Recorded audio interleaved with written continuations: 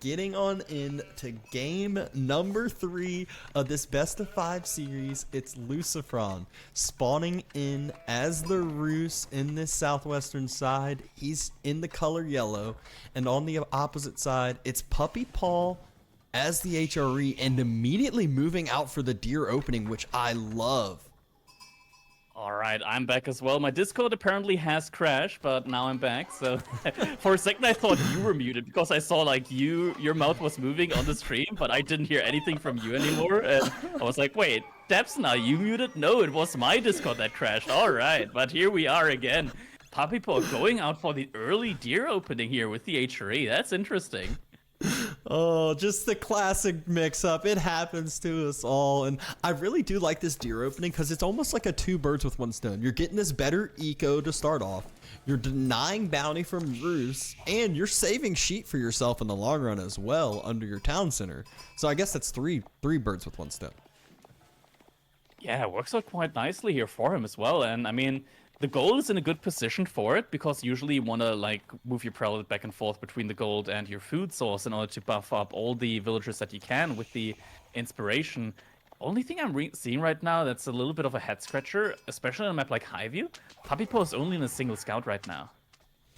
Yeah, that is really shocking. Really allows Ro6 to take over that bounty. Highview, a map that just has so much of that bounty, which we're already seeing LucifroN take advantage of. He's on the deer at the top, he's on multiple wolves, he's on the deer at the bottom, and he's just everywhere.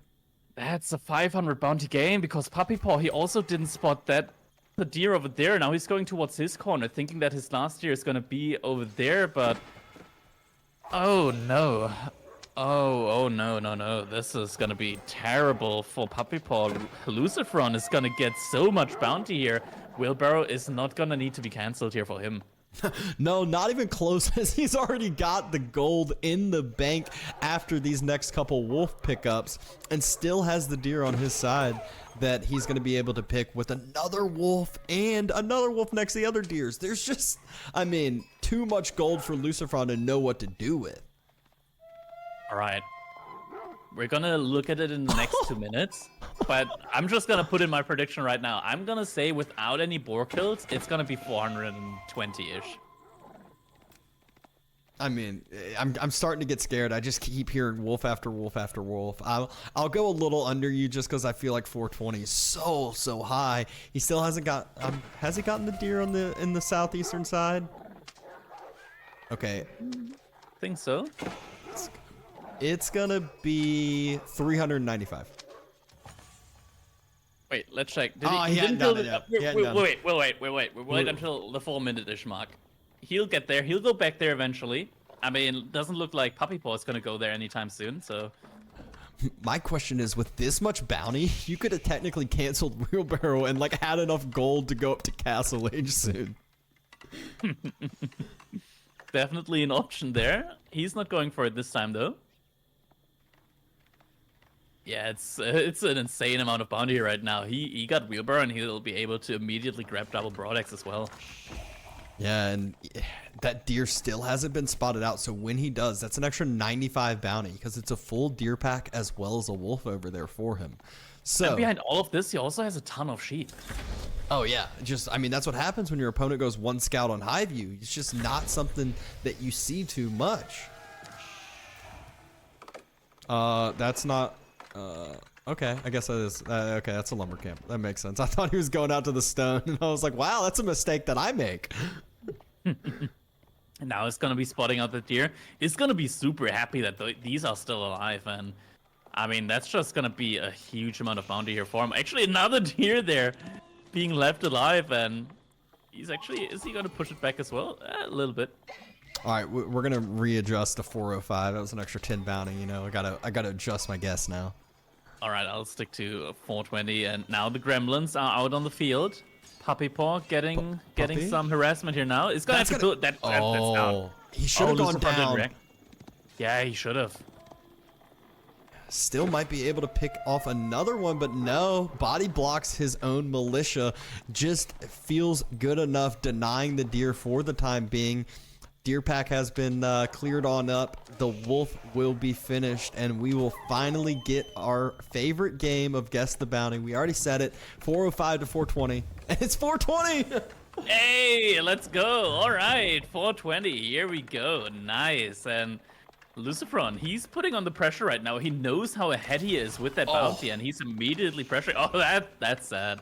That was like, oh, this tower might not go. Oh, okay, it is.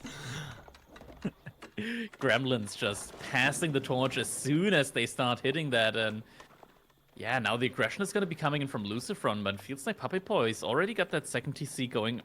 Wait, I could have sworn I saw villagers on stone for Puppypaw. No. He only has a little bit of stone that he needs for the emplacement. All right, it's going to be a fast castle age here from Puppypaw.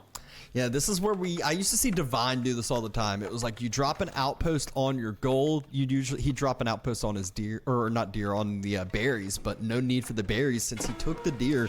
It saved all the sheep to save up for this castle age play, and now the arrow slits come in, going to help out against those militia, the knights, the archers that are going to be coming as well, but still kind of worrisome for him as he's not as close to castle age as I would expect at this point.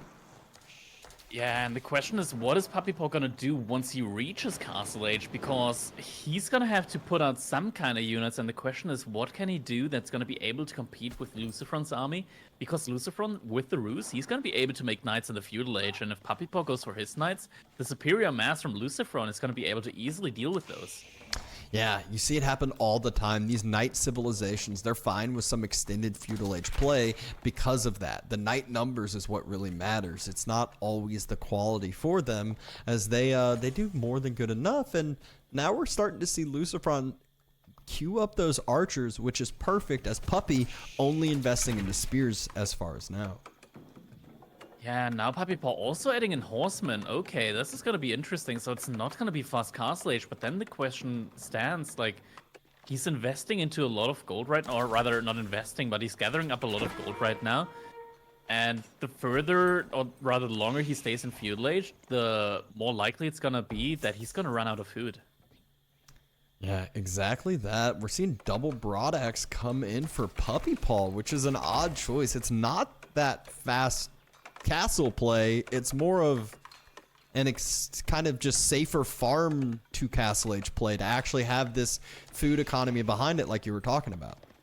I'm not sure if I'm a fan of this, just because, like, LucifroN with the knights and archers, I feel like knight archer, it's just so much better than spearman horseman. That just because the knights, they do so incredibly well with the horsemen, they're also really great body blockers, and I mean, the archers are just as fast as the spearmen, and that means that the kiting is always gonna go the way of the knight archer player, I feel like. Yeah, I mean, Puppypaw does at least have the defender's advantage, and the big benefit for him is if he uses the horseman mobility to pick off reinforcing units, and that might be able to give him this timing to have this early farm choice pay off. Yeah, I feel like he's gonna need a big mass of horsemen here, and he's gonna need to split them into two groups and try to go from like different angles onto the archers and try to have to like somehow surround them in a good enough way that the knights don't just body block them completely. Because knights, they're so strong against horsemen. Sometimes you think it's like a soft counter relationship, but once the knight actually started attacking, that was Vils. That is Vils indeed. It's gonna be forward. Is he gonna start taking his deer? Looks like he's gonna start taking his deer. It's just gonna be the deer being taken, because why not? It's gonna be a lot of food here for LucifroN. Puppypaw, he's already had to make a couple of farms now in this game, and it's really expensive going for that early farm switch. And I mean, sure, you're the HRE, you got a really, really good economy, but you're playing against the Ruse, and guess what? They also got a really great economy. Yeah, this is almost reminding me of like it was Baltoon versus Salami or Corvinus, I think. It was against Chinese. He decided to move forward. He dropped a wooden fortress as well, but took the deer way early on just because he was like, you're playing a defensive civ. You're not. I'm the aggressor. I'm just going to take this, and it played such a big benefit in the long run. He's gotten a lot of the economy upgrades right now. Army mass, in theory, the numbers are in his favor. Looking at the army value, though, not so much. Now, horsemen are going to be raiding the economy here from LucifroN, getting a couple of picks. army not pulling back from LucifroN right now. Instead, he's just going to be calling a couple of gremlins. But at the same time, I think Puppypaw can get at least 2 villager kills here. Yeah, 2 villagers go down. This is that huge pickup and the mobility that we were talking about. I thought it was going to be used more for reinforcing archers, but denying the Deervilles is a huge benefit. And as those militia are called, they're chasing down those horsemen, which it looks like LucifroN wants to do this timing ram push, and the militia might not have as much timing as they would have beforehand. But the militia are being called, 10 on the field right now. This is going to be the push that LucifroN is going to go for. First ram out on the field now.